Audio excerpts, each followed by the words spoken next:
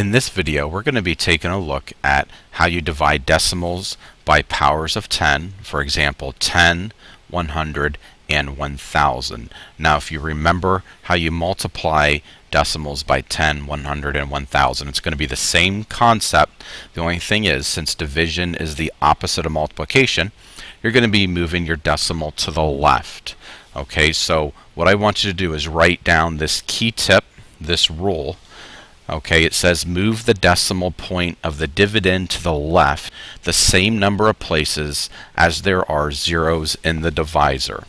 So you can see with 12 and 8/10 divided by 10, what we do is we take that decimal point and we move it one place to the left. And the reason we move it one place to the left is because we have the number 10 as our divisor.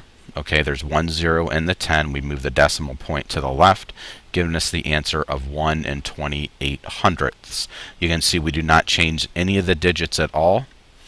The 1, the 2, and the 8 are still there for my answer. So you want to make sure you pause this video and write this rule down, and it will help you as we look at dividing decimals by powers of 10.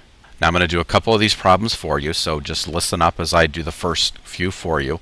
We have 44 and 5/10 divided by 1000. So what we're going to do first of all is we're going to rewrite our 44 and 5/10. We're going to rewrite that, and I want you to do the same thing every time you work out a problem. Now I changed inks to show you the decimal point. Now we need to think about our key tip. However many zeros are in our divisor, that's how many places we move our decimal point to the left. So in 1000 we have 1, 2, 3 zeros in my divisor, so that means we need to take the decimal point and move it 1, 2. Now I come to the end of my numbers. However, we still need to move it one more place. So I'm going to do this for my third place. My decimal point, let me get another color ink here, will be right here. And what I will do is I'm just going to drop my 0 right in any basket there that I have where there's not a digit. So 44 and 5/10 divided by 1000 gives me the answer of 445 10,000ths. Okay, 3 digits or 3 zeros in my divisor. Move my decimal point 3 places to the left. Now let's take a look at the next one, 49 and 1/10 divided by 10. First thing that I'm going to do is rewrite my number. You can still follow along here. 49 and 1/10 divided by 10. Now since my 10 has 1 0, we're dividing it by 10. That means we take that decimal point and we move it one place to the left. I'll put my decimal point right there between the 4 and the 9. So that means my answer is 4 and 91/100ths.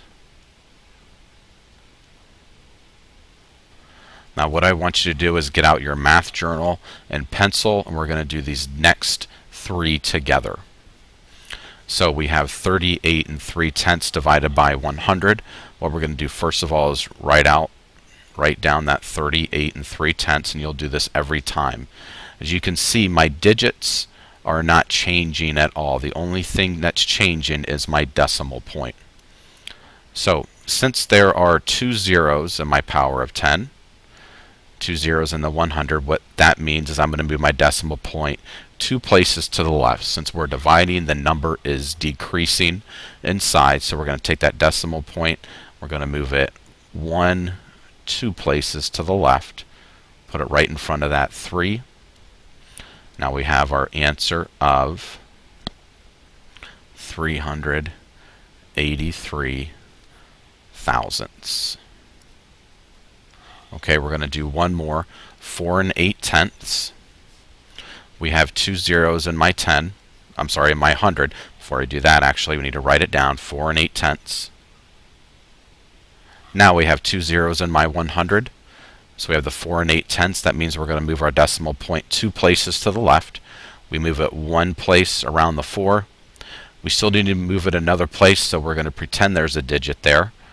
And then we will put our decimal point right here. We'll just plop a 0 right in front of that 4. Now we have the answer of 0.048 or 48 thousandths.